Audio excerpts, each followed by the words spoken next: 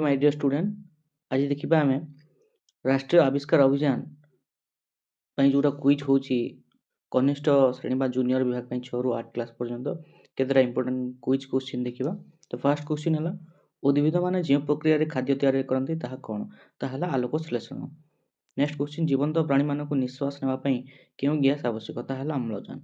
जलर स्फुटनांक केते 100 degree Celsius. 4 number question केउ ग्रह को लोहित ग्रह भाबे को जणा जे ताहला मंगल। 5 नंबर जे बल वस्तु को पृथ्वी आड़ को टाणी ताहा कोन कुहाजे ताहला माध्याकर्षण शक्ति। 6 नंबर मानव शरीर मुख्य अंग कोन जहा रक्त संचालन ପାଇଁ दायी ताहला हृदपिंड। उद्भिदर केउ अंश माटीरु जल एवं पुष्टिकर तत्व शोषण करे ताहला मूल गछर मूल। कोषर केउ अंश रे जेनेटिक पदार्थ थाए ताहला न्यूक्लियस। जलर रासायनिक सूत्र कोन जल रासायनिक सूत्र हला H2O। नेक्स्ट क्वेश्चन जिबा 10 नंबर जे प्राणी माने उद्भिद एवं प्राणी उभय खांती ताको कोन कुहाजे सर्वभक्षी। 11 नंबर क्वेश्चन केउ प्रकार प्राणी अंडा दी एवं दार पराहे ताहला पक्षी। 12 नंबर क्वेश्चन केउ स्तन्यपायी प्राणी अंडा देवा पई जणाशुना ताहला प्लाटीपस। 13 नंबर क्वेश्चन बेंग छुआ को कोन कुहाजे टैडपोल। 14 नंबर मानव शरीर केउ अंग हजम रे सहाय्य करे ताहला पाकस्थली। 15 नंबर मानव शरीर सबुठारु बड़ अंग कोन चर्म। मानव शरीर सबुठारु बड़ अंग हला चर्म। मस्तिष्कर केउ अंश संतुलन एवं समन्वय को नियंत्रण करे ताहला सेरेबेलम। नेक्स्ट क्वेश्चन केउ प्रकार प्राणी तार चर्म देई निश्वास निये ताहला बेंग।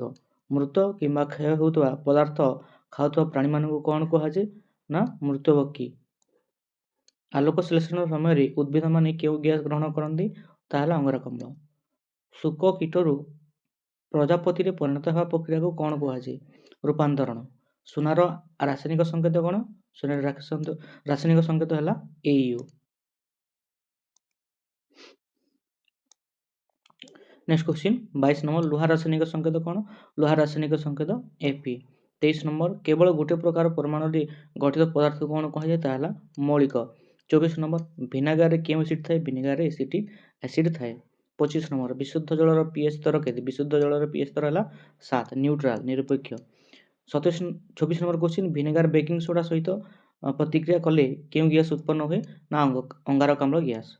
दुई बा अधिक पदार्थर मिश्रण जहाको शारीरिक भावरे अलग करा जे परिबो ताहा कोन कुहा जे ताहला मिश्रण।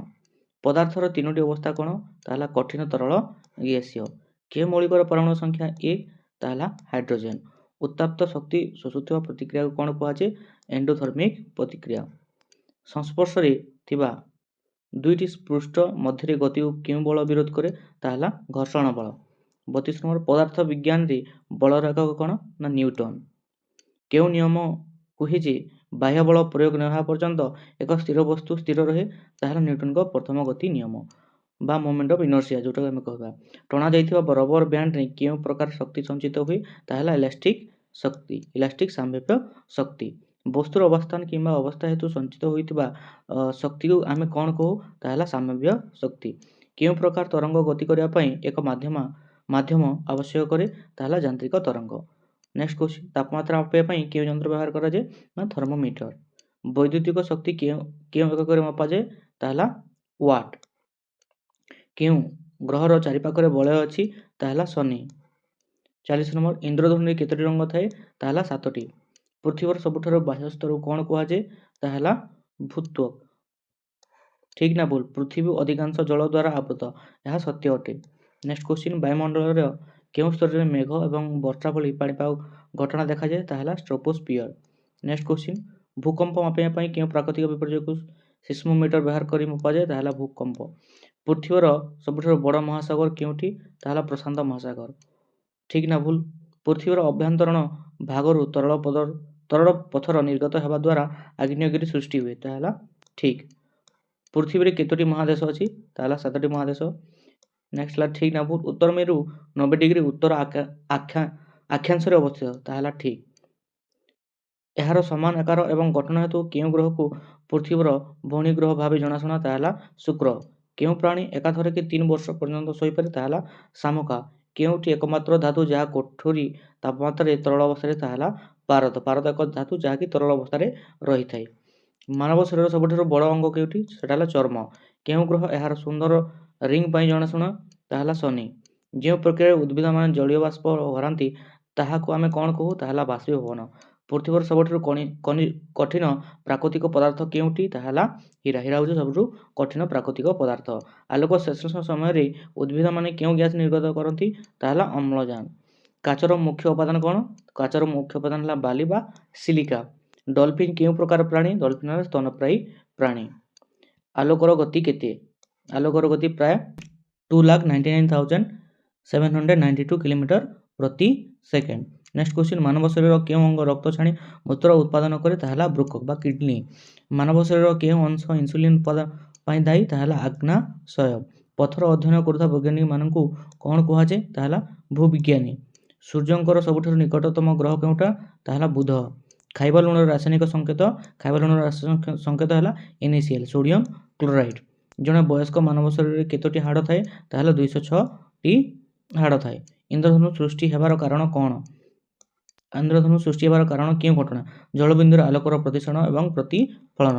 କେଉଁ ପଶୁକୁ ଜଙ୍ଗଲର ରାଜା ଭାବରେ ଜଣାଶୁଣା? ତାହା ହେଲା ସିଂହ। ଶିଶୁ କଙ୍ଗାରୁକୁ କ'ଣ କୁହାଯାଏ? ତାହା ହେଲା ଜୋଇ। ଗତିଶୀଳ ବସ୍ତୁରେ କେଉଁ ପ୍ରକାର ଶକ୍ତି ଥାଏ? ତାହା ହେଲା ଗତିଜ ଶକ୍ତି। ଜଣେ ବ୍ୟକ୍ତି ସୂର୍ଯ୍ୟାଲୋକର ସଂସ୍ପର୍ଶରେ ଆସିଲେ କେଉଁ ଭିଟାମିନ୍ ଉତ୍ପାଦିତ ହୁଏ? ତାହା ହେଲା ଭିଟାମିନ୍ ଡି। ବାୟୁମଣ୍ଡଳୀୟ ଚାପ ମାପିବା ପାଇଁ କେଉଁ ଯନ୍ତ୍ର ବ୍ୟବହାର କରାଯାଏ? ତାହା ହେଲା ବାରୋମିଟର।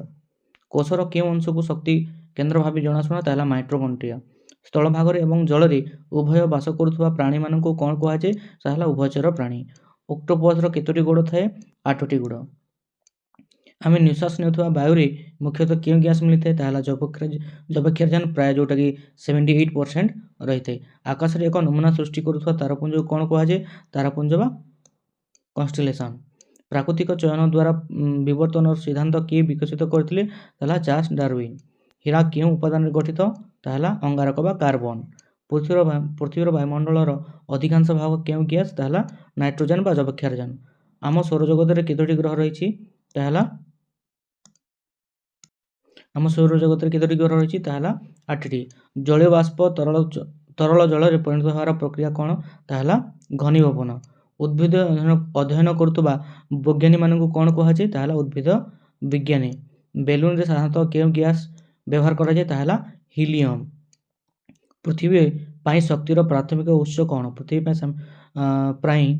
ପାଇଁ ଶକ୍ତିର ପ୍ରାଥମିକ ଉତ୍ସ ହେଲା ସୂର୍ଯ୍ୟ। ସୂର୍ଯ୍ୟ ହେଉଛନ୍ତି ସକାଳ ଶକ୍ତିର ଆଧାର। ପୃଥିବୀକୁ ଘେରି ରହିଥିବା ଗ୍ୟାସ୍ ସ୍ତରକୁ କ'ଣ କୁହାଯାଏ? ବାୟୁମଣ୍ଡଳ। ଜୀବନର କ୍ଷୁଦ୍ରତମ ଏକକ କ'ଣ? କୋଷ। ଉଦ୍ଭିଦର କେଉଁ ଅଂଶ ଆଲୋକ ସଂଶ୍ଳେଷଣ ପାଇଁ ଦାୟୀ? ତାହା ହେଲା ପତ୍ର। ତାପମାତ୍ରା ମାପିବା ପାଇଁ କେଉଁ ଯନ୍ତ୍ର ବ୍ୟବହାର କରାଯାଏ? ଥର୍ମୋମିଟର। କେଉଁ ଗ୍ରହକୁ ବୃହତ୍ ଗ୍ରହ କୁହାଯାଏ? ବୃହସ୍ପତି। ରାସାୟନିକ ପ୍ରତିକ୍ରିୟାକୁ ତ୍ୱରାନ୍ୱିତ କରୁଥିବା ପଦାର୍ଥକୁ ଆମେ କ'ଣ କହୁ?